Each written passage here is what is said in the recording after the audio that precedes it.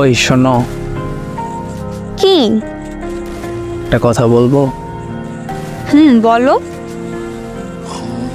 কিছু মনে করবা না তো? কি এমন কথা? আছে একটা কথা, যেটা তোমাকে এখন আর বলাই হয় না। কি কথা বলো? কিছু মনে করো না প্লিজ। আচ্ছা, কিছু মনে করব না, বলো এবার। I love you. অনেকদিন বলা হয় নাই তোমাকে। I love you too. এগুলো বললেই যে ভালোবাসা প্রমাণ হয়, ব্যাপারটা এমন না। তা ঠিক।